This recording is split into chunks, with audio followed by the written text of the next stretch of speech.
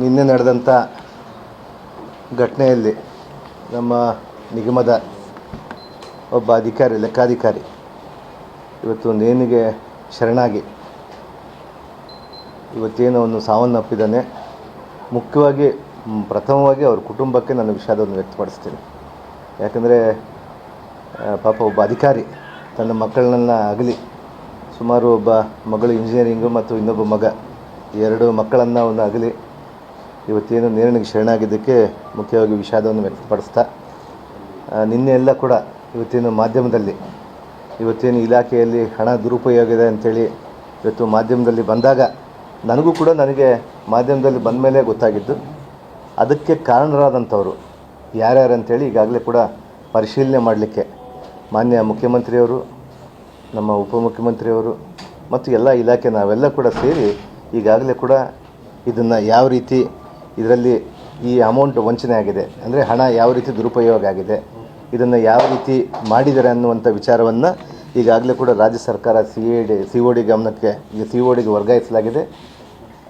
ಇವತ್ತು ಈಗಾಗಲೇ ಕೂಡ ನಮ್ಮ ಅಧಿಕಾರಿಗಳು COD ಅಧಿಕಾರಿಗಳು ಶಿವಮೊಗ್ಗ ಕೂಡ ತೆರಳಿ ಇವತ್ತು ಅಲ್ಲಿನ ಪರಿಶೀಲನೆ ಮಾಡ್ತಾ ಇದ್ದಾರೆ. ಇವತ್ತು ಯಾವ ರೀತಿಯಾಗಿ ಇದನ್ನು ನಡೆದಿದೆ ಅಂತೇಳಿ ಇದರಲ್ಲಿ ಮುಖ್ಯವಾಗಿ ಬ್ಯಾಂಕಿನ ವ್ಯವಸ್ಥಾಪಕ ನಿರ್ದೇಶಕ CID ತನಿಖೆಗೆ ಆಗಿದೆ. ಹೀಗಾಗಿ CIDಗಾಗಿದೆ.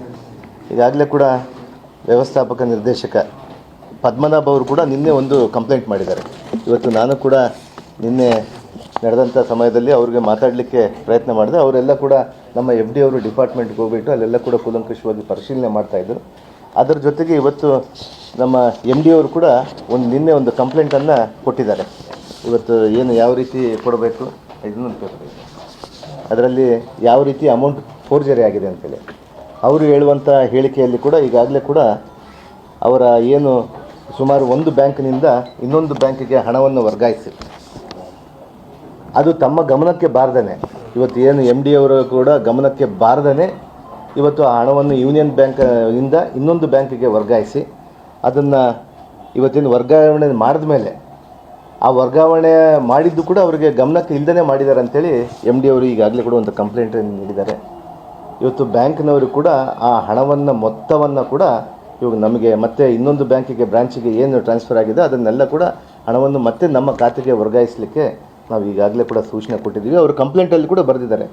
ಅವರು ಅದನ್ನು ನನ್ನ ಸಹಿ ಇಲ್ಲದೇ, ನನ್ನ ಅನುಮತಿ ಇಲ್ಲದೇ, ನನಗೆ ಯಾವುದೇ ಕಾರಣಕ್ಕೆ ನನಗೆ ಗೊತ್ತಾಗಲಾರ್ದಂತೆ ಈ ಲೆಕ್ಕಾಧಿಕಾರಿಗಳು ಮಾಡಿರ್ಬೋದು ಅಂಥೇಳಿ ಒಂದು FSL ಮೂಲಕ, ಅಂದರೆ ಅವರು ಏನು ಸಹಿ ಮಾಡಿಕೊಟ್ಟಿದ್ದಾರೆ ಅವರ ಸಹಿ ಅಂಥೇಳಿ ಅವತ್ತು ಬ್ಯಾಂಕಲ್ಲಿ ಏನಿದೆಯಲ್ಲ ಅದನ್ನು FSL ವರದಿಗೆ ಇವಕ್ಕಾಗಲೇ ಕೂಡ ಕಳಿಸಿದ್ದಾರೆ. ಇವತ್ತು ನನ್ನ ಸಹಿ ಅಲ್ಲ ಅಂತೇಳಿ ಹೇಳ್ತಾ ಇದ್ದಾರೆ. ನನ್ನ ಗಮನಕ್ಕೆ ಬಾರದೇ ಬ್ಯಾಂಕಿನ ಅಧಿಕಾರಿಗಳು ಮಾಡಿದ್ದಾರೆ ಅಂಥೇಳಿ ಇವತ್ತು ನಮ್ಮ MD ಅವರು ಒಂದು ಕಂಪ್ಲೇಂಟನ್ನು ಕೊಟ್ಟಿದ್ದಾರೆ. ಸರ್ಕಾರಕ್ಕೆ ತಂದಿದ್ದಾರೆ ಅದನ್ನು ಕಂಪ್ಲೇಂಟನ್ನು. ನಾವು ಈಗಾಗಲೇ ಕೂಡ ಅದನ್ನು ಆರ್ಡರ್ ಮಾಡ್ತಾಯಿದ್ದೀವಿ. ಸುಮಾರು 87 ಕೋಟಿ ಹಣವನ್ನು ವರ್ಗಾವಣೆ ಮಾಡಿಕೊಂಡಿದ್ದರು. ಆದರೆ ಅದರಲ್ಲಿ ನಿನ್ನೆ ಕೂಡ ರಿಕವರಿಗೆ ಆಗಿ ನಿನ್ನೆ ಒಂದು 23 ಕೋಟಿ ಮತ್ತು ಒಂದು 5 ಕೋಟಿ 28 ಕೋಟಿ ರಿಕವರಿ ಆಗಿದ್ದಾರೆ. ಇವತ್ತು ಸಾಯಂಕಾಲದೊಳಗಡೆ ಇವತ್ತೇನು MD ಅವರಿಗೆ, ಅಂದರೆ MD ಅವರು ಇವತ್ತು ನಾವು ಸರ್ಕಾರದವರು ಕೂಡ ಆ ಯೂನಿಯನ್ ಬ್ಯಾಂಕ್ ಆಫ್ ಇಂಡಿಯಾ ಅವರಿಗೆ, ಅವ್ರ ಚೇರ್ಮನ್ರಿಗೆ ಮತ್ತು ಅವರ ಡೈರೆಕ್ಟರ್ಗಳಿಗೆ ಎಲ್ಲ ಮಾತಾಡಿದ್ದೀವಿ. ಅವರೆಲ್ಲ ಕೂಡ ಸಾಯಂಕಾಲದೊಳಗಡೆ ಹಣವನ್ನು ವರ್ಗಾವಣೆ ಮಾಡ್ತೀವಿ ಅಂತ ಹೇಳಿದ್ದಾರೆ. ಇನ್ನು ರಿಮೈನಿಂಗ್ ಎಷ್ಟು 87ಕ್ಕೆ ಎಷ್ಟು ಕಡಿಮೆ ಇದೆ ಆ ಹಣವನ್ನು ಇವತ್ತು ಸುಮಾರು ಒಂದು 50 ಕೋಟಿ ಸಾಯಂಕಾಲದೊಳಗಡೆ 5 ಗಂಟೆ ಒಳಗೆ ನಾವು ಹಿಂದಿರುಗಿಸ್ತೀವಿ ಅಂತ ಹೇಳಿದ್ದಾರೆ. ಅದರ ಆಧಾರದ ಮೇಲೆ ಅವರು ಏನಾದರೂ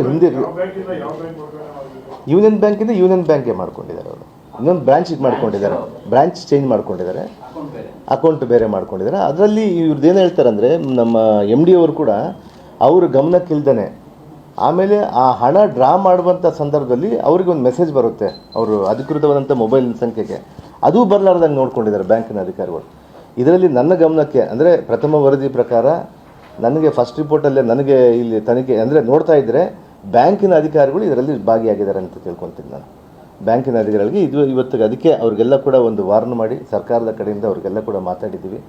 ಸಾಯಂಕಾಲದೊಳಗಡೆ ಇನ್ನು ಮಿಕ್ಕಿದ ಅಮೌಂಟು, ಅಂದರೆ ಸುಮಾರು ಒಂದು 50 ಕೋಟಿಯಷ್ಟು ಅಮೌಂಟ್ ಇನ್ನು ಇವತ್ತು ಸಾಯಂಕಾಲದೊಳಗಡೆ ಕೊಡ್ತೀವಿ ಅಂತ ಹೇಳಿದರೆ ಅದು ಆಧಾರದ ಮೇಲೆ ಅವರು ಸಾಯಂಕಾಲದೊಳಗಡೆ ಡೆಡ್ಲೈನ್ ಏನಿದ್ರು ನಮ್ಮ ಡೆಡ್ಲೈನಲ್ಲಿ ಕೊಡಲಿಲ್ಲ ಅಂದರೆ ಅವ್ರ ಮೇಲೆ ಖಂಡಿತವಾಗಿ ಕ್ರಮ ಜರುಗಿಸುವಂಥದ್ದು ಮಾಡ್ತೀವಿ.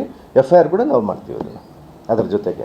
ಆಮೇಲೆ ಈಗಾಗಲೇ ಕೂಡ ಅಲ್ಲಿನ ವಿಚಾರದಲ್ಲಿ ಇವತ್ತೇನು ಚಂದ್ರಶೇಖರ್ ಅವರು ಇವತ್ತು ತೀರ್ಕೊಂಡಿದ್ದಾರೆ. ಅದರಲ್ಲಿ ಇವತ್ತು ಈಗಾಗಲೇ ಕೂಡ ನಮ್ಮ ಅಧಿಕಾರಿಗಳ ಬಗ್ಗೆ ಕೂಡ ಅದರಲ್ಲಿ ಉಲ್ಲೇಖ ಮಾಡಿದ್ದಾರೆ. ಅವ್ರ ಮೇಲೆ 3 ಜನಗಳ ಮೇಲೆ FIR ಆಗಿದೆ. ಈಗಾಗಲೇ ಕೂಡ ಪದ್ಮನಾಭ ಅವರು ಮತ್ತು ದುರ್ಗಣ್ಣ ಪರಶುರಾಮ್ ಅಂಥೇಳಿ, ಇನ್ನೊಬ್ಬರು ಒಬ್ಬ ಅಧಿಕಾರಿ, ಬ್ಯಾಂಕ್ ಅಧಿಕಾರಿ ಅನ್ಕೊತೀನಿ, ಸುಚಿಸ್ಮಿತಾ ಮ್ಯಾನೇಜರ್, ಅವ್ರ ಮೇಲೆ ಕೂಡ ಒಂದು FIR ಆಗಿದೆ.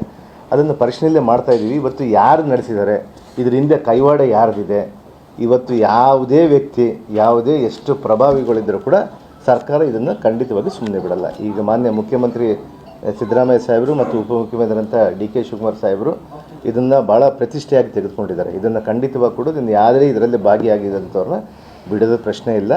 ಇವತ್ತು ನಮ್ಮ MD ಅವರು ಕೂಡ ಇವತ್ತೇನು ಅವರು FSL ರಿಪೋರ್ಟ್ ಏನು ಇವತ್ತು ಕಳಿಸಿದ್ದಾರೆ, ಅವ್ರದ್ದೇ ಸಹಿ ಅಂತ ಬಂದರೆ ಖಂಡಿತವಾಗಿ ಕೂಡ ಅವರು ಉದ್ಯೋಗದಿಂದ ವಜಾ ಮಾಡೋದಕ್ಕೂ ಕೂಡ ನಾವು ಕ್ರಮ ತೆಗೆದುಕೊಳ್ತೀವಿ. ಇದರಲ್ಲಿ ಯಾವುದೇ ಕಾರಣ ಇಲ್ಲ. ಇದನ್ನು ರಾಜ್ಯ ಸರ್ಕಾರದ ಹಣವನ್ನು, ಬಡವರ ಹಣವನ್ನು ಇದನ್ನು ಯಾವುದೇ ಕಾರಣಕ್ಕೂ ಪೋಲಾಗಲಿಕ್ಕೆ ಬಿಡೋದಿಲ್ಲ. ಇಲ್ಲಿನ ನಾವು ಭಾಳ ಪ್ರತಿಷ್ಠಿತೆಯಾಗಿ, ಯಾಕಂದರೆ ಇಂಥ ಒಂದು ದುರ್ಘಟನೆ, ಇಂಥ ಒಂದು ವ್ಯವಹಾರಗಳು ಇವತ್ತು ಒಬ್ಬ ಲೆಕ್ಕಾಧಿಕಾರಿಗಳಿಂದ ನಡೀತಾ ಇದೆಯಾ, ಅಥವಾ MD ಕಡೆಯಿಂದ ನಡೀತಾ ಇದೆಯಾ, ಅಥವಾ ಇನ್ನಿತರ ಯಾರಾದರೂ ಕೈವಾಡಿದೆಯಾ, ಅದನ್ನೆಲ್ಲ ಕೂಡ ಈಗಾಗಲೇ ಕೂಡ CID ಗಮನಕ್ಕೆ ತೆಗೆದುಕೊಂಡು ಬಂದಿದ್ದೀವಿ. ಈಗಾಗಲೇ ಕೂಡ ಅವರ ತನಿಖೆಯನ್ನು ಕೂಡ ಶುರು ಮಾಡಿದ್ದಾರೆ. ತನಿಖೆಗೆ ವರದಿ ಬಂದ ಕೂಡಲೇ ಅದರಲ್ಲಿ ತಪ್ಪಿತಸ್ಥರು ಯಾರ್ಯಾರು ಇರ್ತಾರೋ ಅವ್ರನ್ನೆಲ್ಲ ಕೂಡ 100ಕ್ಕೆ 100% ಅವ್ರ ಮೇಲೆ ಕ್ರಮ ತೆಗೆದುಕೊಳ್ಳೋದು ರಾಜ್ಯ ಸರ್ಕಾರದ ಒಂದು ದೊಡ್ಡ ನಿರ್ಧಾರ ಆಗಿದೆ.